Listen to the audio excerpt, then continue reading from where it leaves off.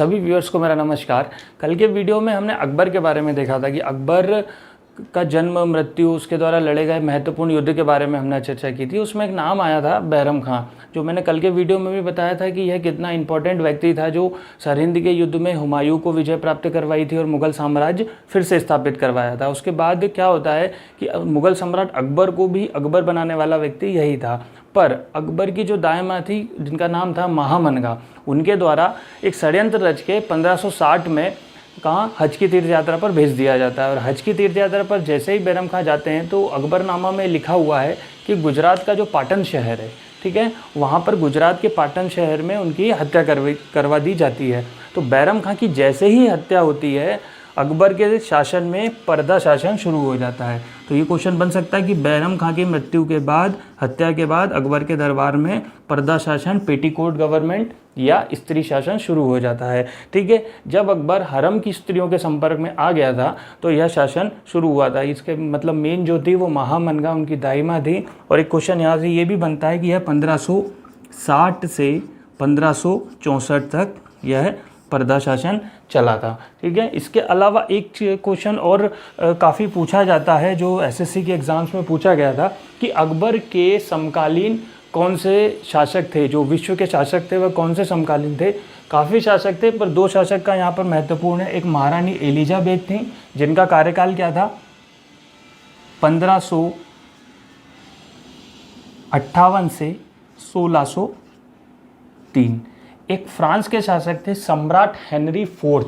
ठीक है, क्या नाम था उनका? सम्राट हेनरी फोर्थ।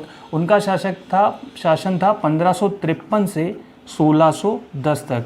ये सम्राट हेनरी फोर्थ के बारे में 2-3 बार एसएससी के एग्जाम्स में पूछा गया है। ठीक है, अब हम आगे बढ़ते हैं। जो हमने देखा था कि अकबर के जो 9 रत्न थे उसमें हमने कल बीरबल तक पढ़ लिया था कि बीरबल को किस तरीके से अकबर कविराज की उपाधि देते हैं। और बीरबल की मृत्यु के बाद यह कहा जाता है कि अकबर जो हैं वह 2 से 3 दिन तक उन्होंने अन्न ग्रहण नहीं किया था। तो अब हम बात करते हैं अगले जो कवि हैं उनके 9 रत्नों में। अबुल फजल, यह कवि थे अकबर के 9 रत्न में। और इनके बारे में कहा जाता है कि अकबरनामा, ठीक है, और आईने अकबरी, ये क्वेश्चन पूछा गया है कि अकबरनामा और आईने अकबरी की रचना किसने करी है? अबुल फजल ने की है। दीन इलाही धर्म, जिसके बारे में हमने कल देखा था, उसका प्रधान पुरोहित कौन था? अबुल फजल था। दीन इलाही धर्म के बारे में यह कहा गया है इतिहासकार स्मिथ के द्वारा कि यह मूर्खतापूर्ण एक स्मारक थी। इसमें वही व्यक्ति सम्मिलित था जो अकबर के सिद्धांतों से, उसके द्वारा लिए गए निर्णयों से सहमत था। और यही आईने अकबरी जो अबुल फजल द्वारा लिखी गई है, इसमें बताया गया है कि टोटल 18 व्यक्ति थे, ठीक है, जिन्होंने किसको? दीन इलाही धर्म को स्वीकार किया था। अब जहांगीर द्वारा, इसका नाम क्या था? इसमें एक चीज़ और है कि दीन इलाही जो धर्म था यह स्टार्ट दीन इलाही नाम से नहीं हुआ था। यह हुआ था किससे? तौहीद है इलाही।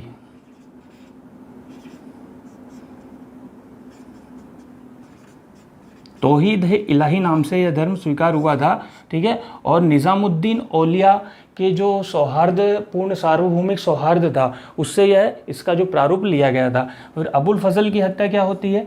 जहांगीर के द्वारा अबुल फजल की हत्या कर दी जाती है। यह क्वेश्चन भी काफ़ी बार पूछा गया है। अब आते हैं हम तानसेन की तरफ।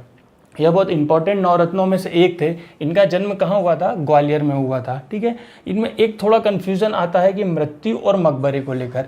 ठीक है, काफ़ी लोगों को पता है कि तानसेन का जो मकबरा है जो है, उनके जो गुरु हैं, गुरु गौस मोहम्मद, उनके मकबरे की, उनकी समाधि के बगल में ही उनकी इच्छा थी कि मेरा मकबरा वही बनाया जाए। तो उनका मकबरा जो बनाया गया वह ग्वालियर में बनाया गया। परंतु उनकी जो मृत्यु हुई थी, अगर क्वेश्चन आता है कि तानसेन की मृत्यु कहाँ हुई थी, तो वह हुई थी आगरा में। ठीक है, उपाधि की बात करें तो कंठाभरण वाणी की उपाधि अकबर द्वारा किसे दी गई थी? तानसेन को दी गई थी। इस्लाम ग्रहण किया था इन्होंने अपने अंतिम दिनों में। जो अकबर के 9 रत्नों में से तानसेन ही है जिन्होंने क्या किया था? इस्लाम ग्रहण कर लिया था। ठीक है, इसके बाद आते हैं अब्दुल रहीम। ठीक है, ये अब्दुल रहीम जो बाद में अब्दुल रहीम खानखाना हुए, ये वही बैरम खां के छोटे पुत्र हैं। ठीक है, जिनकी जो बेवा थी, जिनकी विधवा थी, उससे अकबर ने निकाह किया था और अब्दुल रहीम को पढ़ाया लिखाया, उसकी जो है देख रेख करी थी। तो बैरम खां को भी और उसके पुत्र अब्दुल रहीम को, दोनों को खानखाना की उपाधि दी गई थी। क्वेश्चन और आता है कि जो क्या बोलते हैं, बैरम खां को खानखाना की उपाधि कब दी गई थी? तो बैरम खां को खानखाना की उपाधि मच्छीवाड़ी का जो युद्ध हुआ था, मच्छीवाड़ी का युद्ध हुआ था 1955 में, सरहिंद के युद्ध से पहले वहाँ पर हुमायूं के द्वारा खान खाना की उपाधि दी गई थी, और अब्दुल रहीम को कहाँ दी गई थी? गुजरात की विजय पर। गुजरात विजय पर खान खाना की उपाधि। और इनके बारे में एक इंपॉर्टेंट फैक्ट है कि बाबरनामा की जो रचना हुई थी, ठीक है, उसका तुर्की से फारसी में अगर किसी ने अनुवाद किया था तो वह किसने किया था? अब्दुल रहीम ने। अगला नाम आता है मानसिंह का। मानसिंह, इसके परिवार से जो अकबर है उसका वैवाहिक संबंध रहा था। इनके बारे में एक इंपॉर्टेंट चीज़ है कि जो हल्दी घाटी का युद्ध 1576 में अकबर वर्सेस महाराणा प्रताप का हुआ था, उसमें अकबर ने सीधे महाराणा प्रताप का सामना नहीं किया था, मानसिंह को मुगल सेना का नेतृत्व करके भेजा था। तो यहाँ से क्वेश्चन बनता है कि जो मानसिंह है वह मुगल सेना का नेतृत्व हल्दी घाटी के युद्ध में किया था। अगला है राजा टोंडरमल। राजा टोंडरमल के बारे में कहा जाता है कि इन्होंने अकबर के कार्य में, अकबर के समय में काफ़ी भूमि सुधार किए थे, ठीक है, बहुत सारे भूमि सुधार इन्होंने किए थे, इसलिए इन्हें दीन इलाही, ठीक है, इसलिए इन्हें दीवान अशरफ, ठीक है, दीवान अशरफ के पद पर तैनात किया था, क्योंकि इन्होंने काफ़ी भूमि सुधार किए थे और दीन इलाही धर्म से मना किया था। जब अकबर ने इन्हें कहा कि आप दीन इलाही धर्म को स्वीकार कर लीजिए, तो इन्होंने कहा कि मैं अपने धर्म के साथ पक्षपात नहीं कर सकता और मैं दीन इलाही धर्म को स्वीकार नहीं करूँगा। उसके बाद आता है फैज़ी। फैज़ी जो है वो अबुल फजल के बड़े भाई हैं। जो हमने यहाँ पर देखा कि अबुल फजल जो अकबरनामा, आईन अकबरी की रचना करी थी, उनके बड़े भाई कौन थे?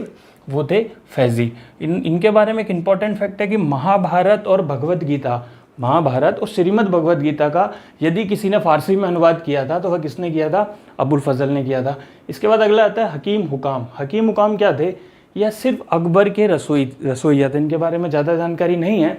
अकबर के रसोइया होने के कारण हकीम हुकाम को अकबर अपने नौरत्नों में शामिल कर लेता है। उसके बाद आता है मुल्ला दो प्याज़ा। इनकी एक खासियत थी कि इन्हें 2 प्याज खाने में पसंद थे, इसलिए अकबर इन्हें नौरत्नों में शामिल कर लेता है, ठीक है। तो यह अकबर के आज हमने नौरत्न देखे। तो इसी तरीके के आगे और भी वीडियोज़ अगर आप लोगों को देखना है तो प्लीज़ हमारे चैनल को लाइक कीजिए, सब्सक्राइब कीजिए और शेयर करना प्लीज़ मत भूलिए। Thank you very much.